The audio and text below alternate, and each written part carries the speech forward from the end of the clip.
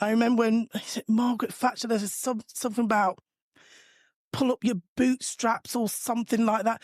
Well, some people don't have the boots to pull up yourself up with your to bootstraps. pull themselves up. You have to have boots and have bootstraps. You've got to give the man and the woman the boots first.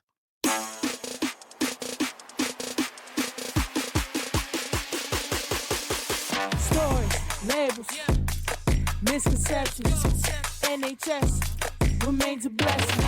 Created in 1948, we want it to remain great. A podcast where we share our stories, explore solutions in all their glories. They say it's broken, but it's not done. With your hosts Val, Barrett, and Dr. Jeremy and the Sun.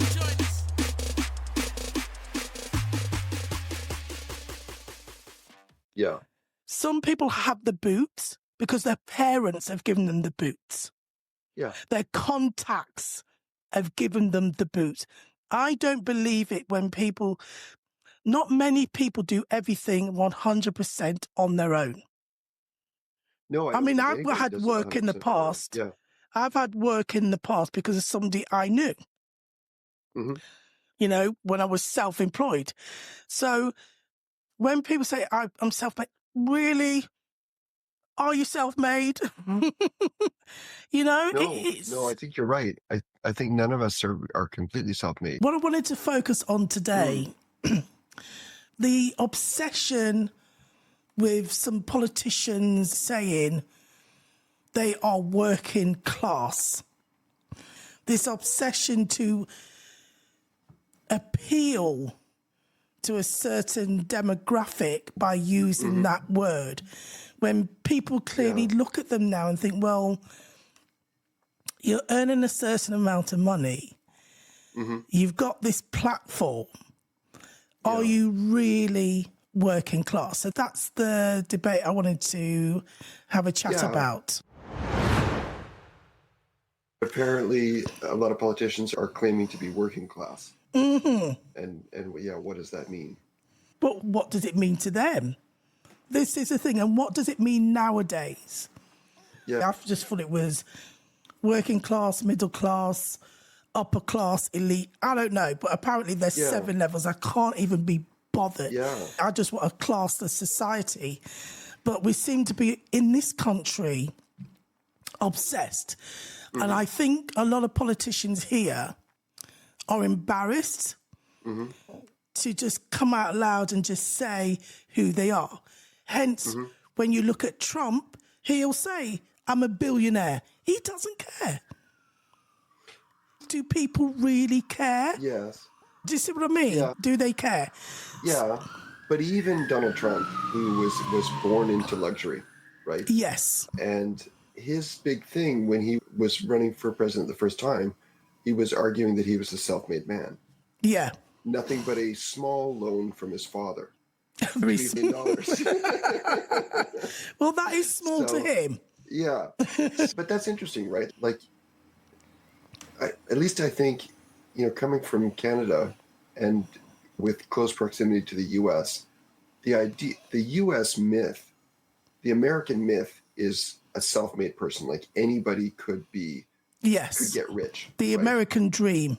So when he went into politics, okay, so that's what he's banking on. He's making America great again. This is the American dream. I'm an example of the American dream. Yeah. That's why he's saying, even though he's a billionaire, he tried to pretend he came from nothing. Okay. That's probably not what's happening in the UK, though. No. Seems to be the reverse, because I think it's how society also relates. Because as we talk about the American dreams, Americans want to be rich. They're not afraid to talk about money. Yeah. It's all this, it's a land of opportunity. You can go out there and make it big, make loads and loads of money. So that part doesn't bother them. But when you come to the UK, money seems to be a big issue. 1 minute, Rishi Sunak was too rich to be a PM. They get Keir Starmer in. He's supposed to be. And look what's going on with him. I don't think it has to do with whether Rishi was a billionaire or Starmer is okay. I don't know. I just think it's probably power. I think people at that level, they want to keep their money in their pockets. Yeah. Because when you look at the rich, they'll still want freebies. The more freebies, the better.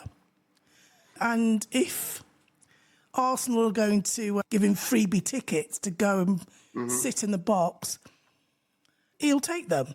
But then you look at the working class man that goes to Arsenal at every match. Can he afford to sit in the box? I don't know. I think people are looking at this disconnect. And I think politicians are to blame for that also. Because when they make out, oh, I'm just like you. My dad was a tool maker. Your dad owned the company, didn't he? You know, that makes a difference. And I think they hide what they really are. So when somebody comes along and says, I'm working class, and another thing I hate, working class, I was raised on a council estate. I think that it's young people who are living on council estates. I don't know if it's the opposite, where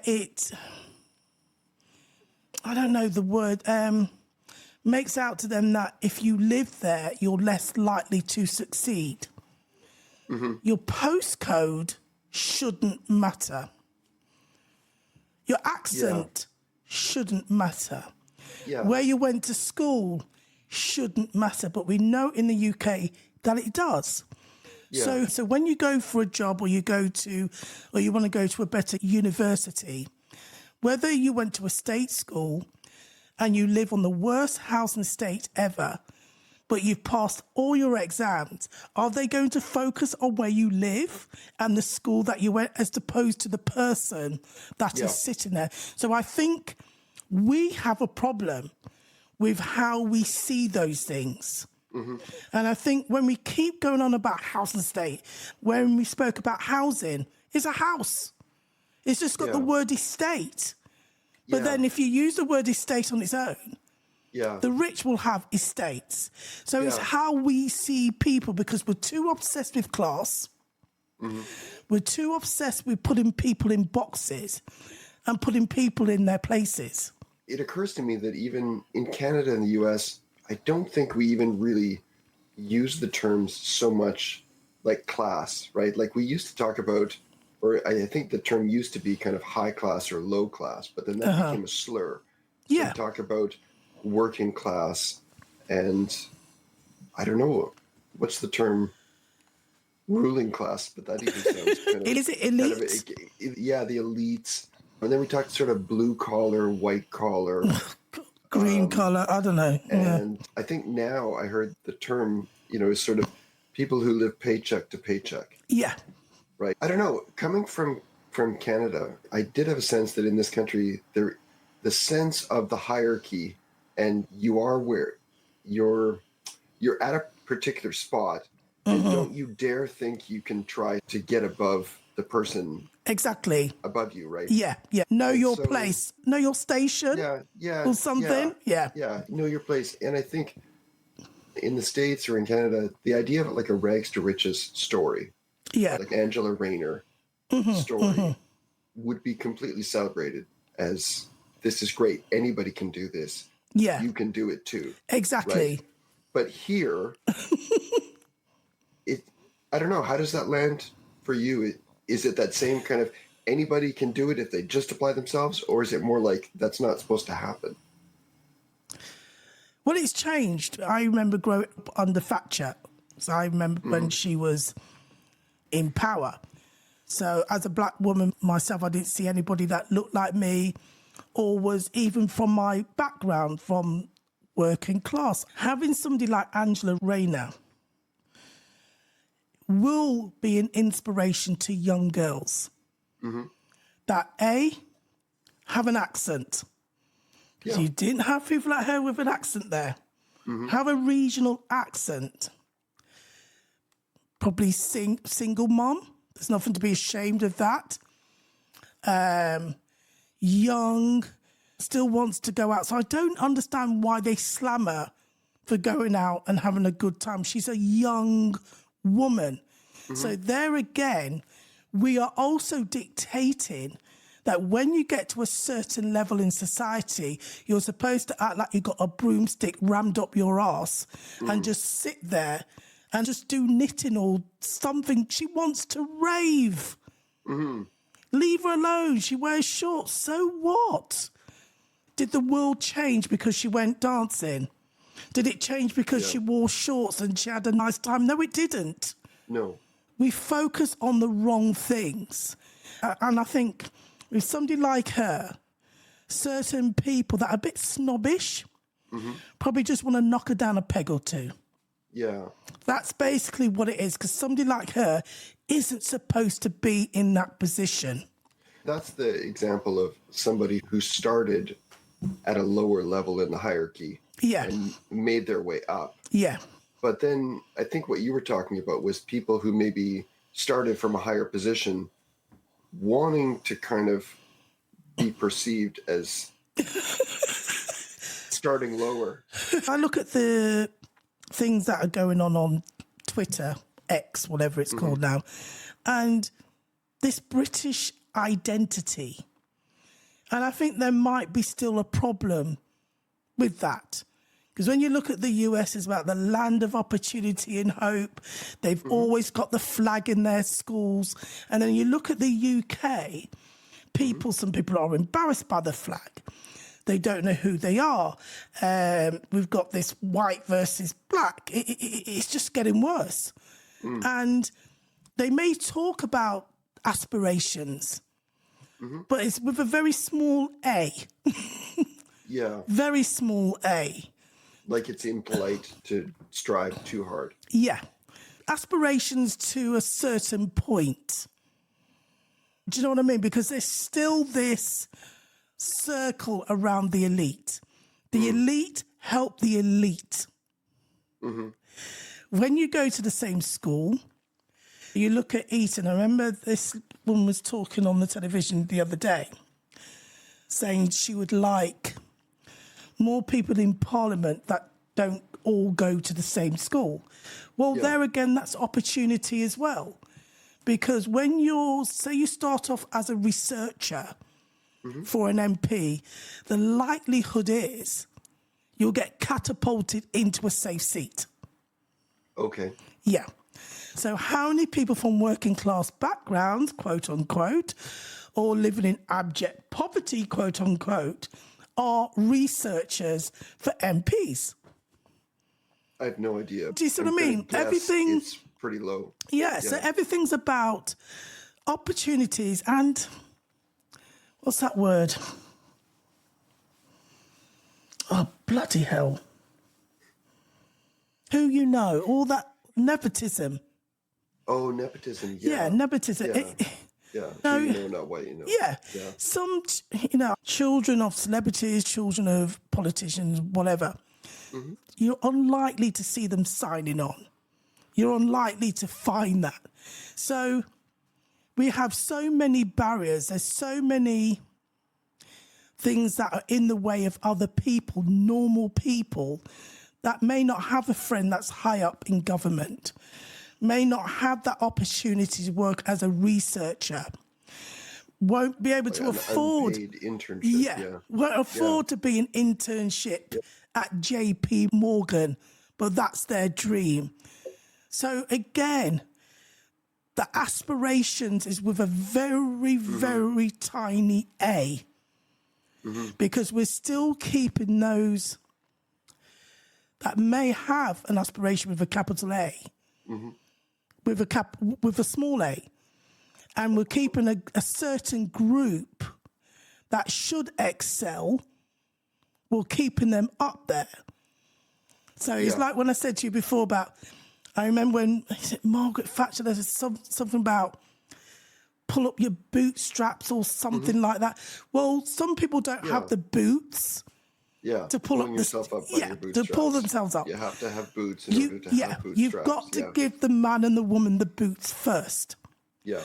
Some people have the boots because their parents have given them the boots.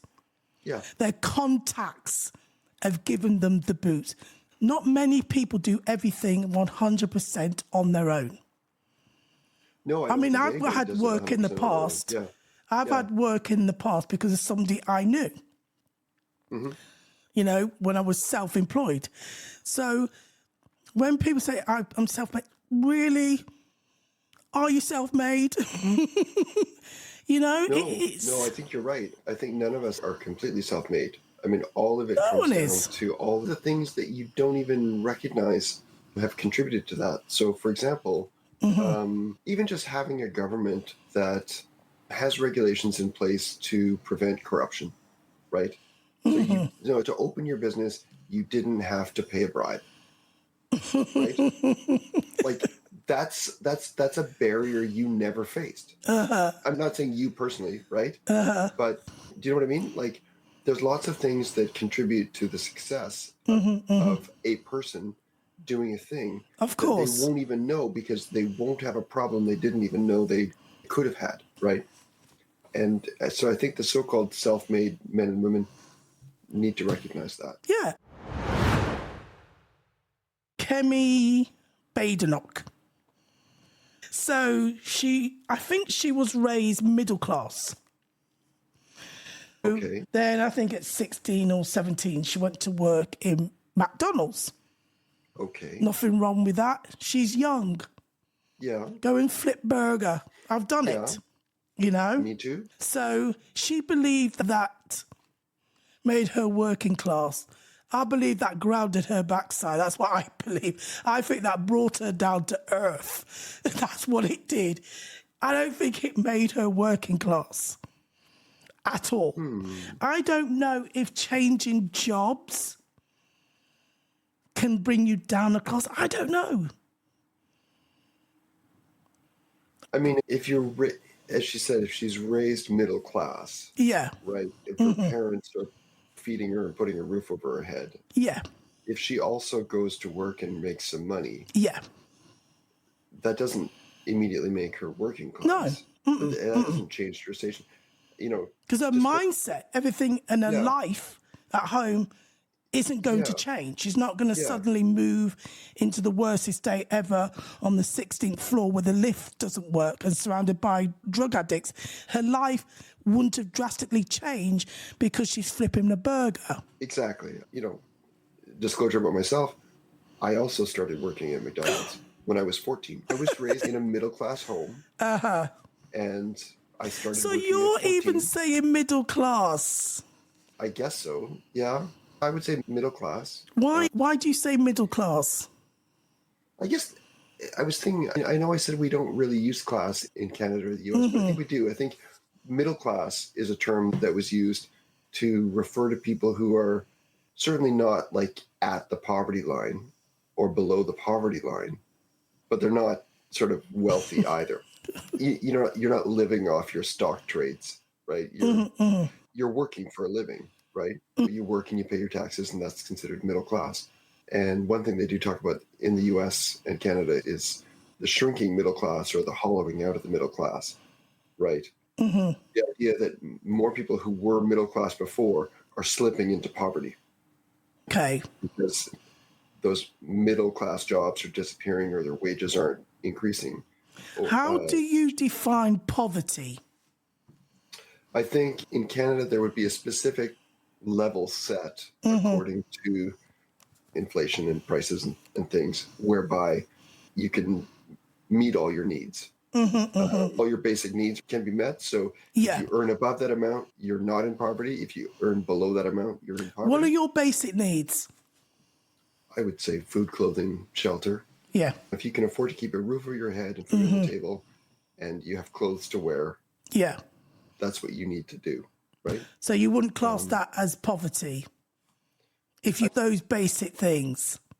I wouldn't. I don't know what the government definition of it is, but the idea that if you're in the middle class, that is, you're working for a living, but you're not in poverty. Yeah. You know, if you have a kid who then goes and works at McDonald's and they're earning money, they don't suddenly become below the poverty line because She just got humbled.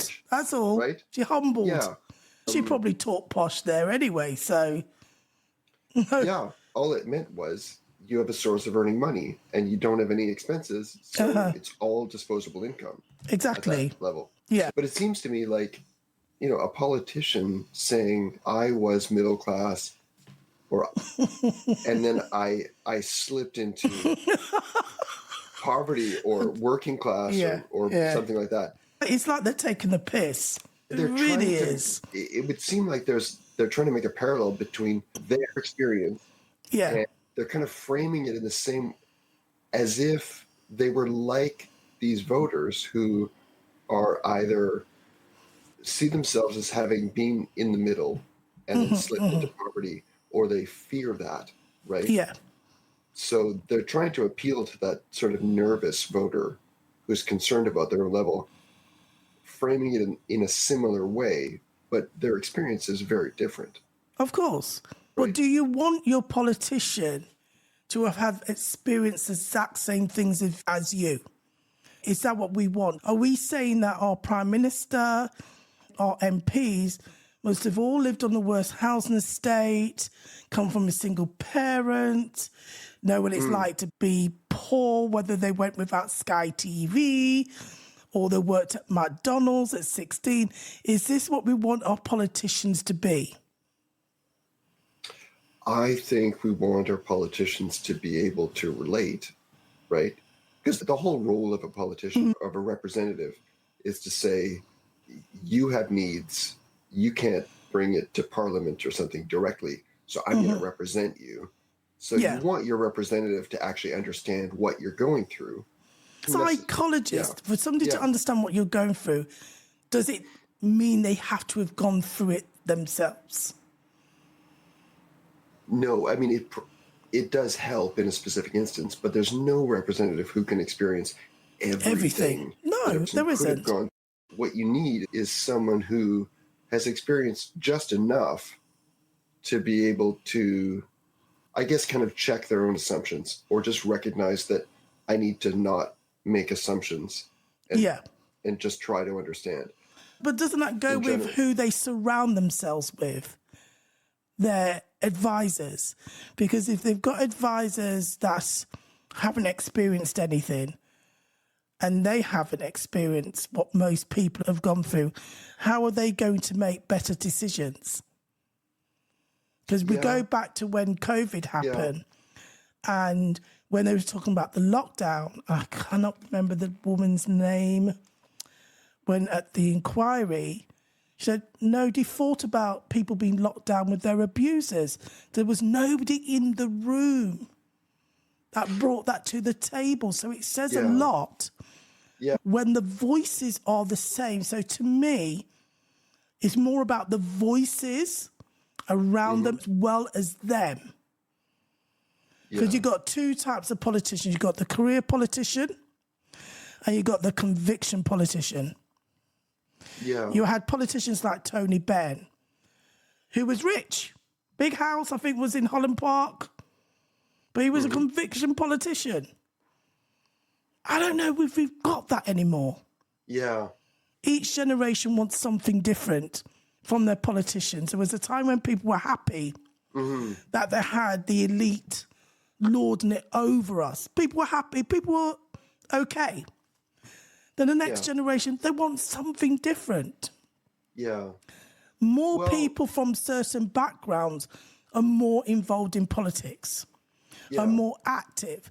So we want to have something more representative of the community that they serve, whether that's culturally, gender, their life experience. We want somebody that has lived a life. Yeah, I think definitely some varied experience is important, even though you're never going to get representatives who've had the full spectrum of human experience. Just, I mean, some variation is good. And then I think just in general, so just to go back to the lockdown example, right? So they didn't consider what the impact of lockdown would have on domestic violence, right? What if and you're mental health with your abuser?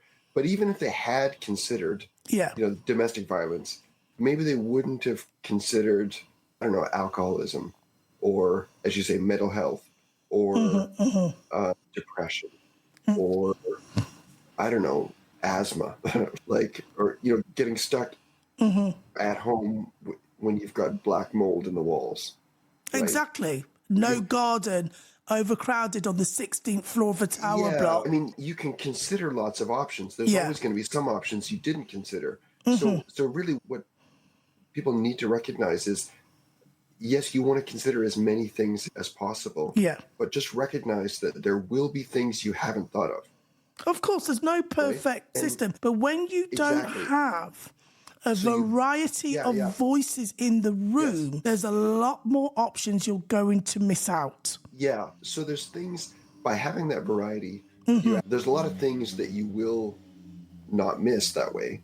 But then you're always going to miss something. So you build in a kind of a feedback mechanism, right, into the system to say, when we notice this thing that we hadn't thought of, we're going to correct it as soon as possible. I think that's the best thing you can do. Yeah. There's always going to be mistakes made.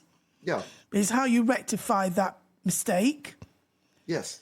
And instead of blaming someone else, ownership of any of those things. You asked me as a psychologist, I'll give you an example. The ethical framework, the ethical training that I get as a psychologist, right? When I'm faced with an ethical dilemma, there's a series of steps that I have to follow, and we're trained to do this. One of the steps, so basically you have to figure out what the issues are. What is the dilemma here? Right? For example, you know, do I breach confidentiality or not? I'm not supposed to, but what if the person's in danger? I have to weigh that, and who's vulnerable? Me, the patient's vulnerable. You know, maybe they've made a threat against somebody else. That person's vulnerable. Yeah. I have to weigh the pros and cons. I have to come up with a decision. I have to take a decision. And then after, that's not the end, right? I have to evaluate the effect of that decision. Yeah. And figure out, did I actually resolve the dilemma or the conflict? And if I did, great. But if something happened, maybe that I didn't consider, I have to go through the whole process again. Yeah. And revise my behavior based on what I know now. So that's just an example of how it's built right into the system of decision making. Yeah. And I think if that system, that kind of thing isn't in place with our politicians and the decisions they make, it should be. And if it is already in place, I think politicians could do a better job of articulating, this is what we're doing. We're going to screw up. We're going to make mistakes. There's going to be things we can think of. But here's what we're doing to try to fix it as much as possible. But I also think one of the things that pisses off most of us is it seems to benefit those that already have. Yeah. And benefit the rich. Power is inherently conservative. Well, of course it is. If the current system is working for me and my pals, then I want the current system to keep on going. How can you take all these freebies and cut off the winter allowance for the elderly? It beggars belief. It's like we talked before. It's about priorities. Yeah. It's about the will. I'm sure there was other things that they could have done. I don't know. But to go at the elderly, the generation that lived through the war, lived through the Blitz, the generation that held this country together when they were young and were told that they would be looked after. Yeah. That group, the ones that need it. Yeah. And it is sad. It seems mean to just be turning off the heat in the winter. It is. It is. Sure, if you have some fabulously wealthy older person, those people don't need a heating allowance, right? Yeah. But for the people who need it, it just seems mean to say, well, we got to be fair here, so we're taking it away from everybody. Because we're talking about the generation that don't like debt. What we talked about before with the heating prescription scheme, right? Oh, yes. That was if these elderly people with respiratory conditions keep their heat on, they stay out of the hospital, right? And what are we struggling with? Exactly. Too many people come into hospital. Yeah. Why in the world are you cutting off the heat at the very moment where you want to keep people out of hospital. It makes no sense. We just don't think of policies in a holistic way. Yeah. So when they look at this policy, say, okay, we're cutting the winter bill, the payments, Yeah. which we know it will eventually impact on the NHS. We know the NHS is worse in the winter. We already know that. So if we're dealing with the elderly and the frail, they're less likely to be discharged if they're living alone. As the government like to say, I don't like the word, but I'm going to use it, quote unquote, bed blockers. Yep. And these people are bed blockers because you've made them that, because you haven't given them adequate resources to stay well. Yes. And all they have to do, one hand, give them the heating, give them the resources, more district nurses, whatever you want to call them, and look at freeing up beds in the NHS for people that are sick, for people that will get sick, not for people that can't be discharged because they need care. Do you see what I mean? Yes. Who are well enough to go home, but they can't discharge them. Yes. But they don't look at things like that. They'll wait till winter comes. And then all of a sudden, the flu season. Yeah. And they'll be shocked that people will get flu. Because we're living longer. I have a health condition myself. We are more likely to get flu, are more likely to want a bed because of the other conditions that I have. We don't prepare. There should be a template. I don't know if there is. I'm just saying. Well, at the same time, we're talking about the NHS and the need to reform and whatnot. And that's true. You know, the NHS is struggling. But the NHS and the winter fuel payment, they're not actually two different issues. They're two different budgets. Yeah. But they're the same people. Same. It's the same people involved. We need to think about them together. Yeah. Anyway, I want to end on something a bit weird. Let's. So I found the article in The Spectator. Can't find the name of the person that wrote it. I'm so sorry. And it's about Kemi Badenoch. Right. She said, now I come from a middle-class background, but even before the age of 16, I understood the concept of washing toilets. I think she needs a round of applause for that. I've washed a few toilets in my time. Yeah, because I use them. So I washed them. Okay. Well done to her. I had, notice the word had, I had working class friends from Ladbroke, and none of them had special cleaners coming in. What special cleaners? I don't know what a special cleaner is. I don't know what a special cleaner is. And listen to this part. I even knew how to handle money. Yeah. It just goes on and on. Well done to her. So from reading that, I imagine that she probably had special cleaners coming into her parents. I don't know. They were her friends. They're probably not anymore. I don't know why. Yeah. But that's such a weird thing to say. Why don't these people have any emotional intelligence? Why aren't these people more self-aware? Even if you think that, don't say it. Please. Anyway, Jeremy. Okay. We've had a nice chat. Okay. Good talking to you, Val. And we will be back again next week. Bye. Okay. Take care.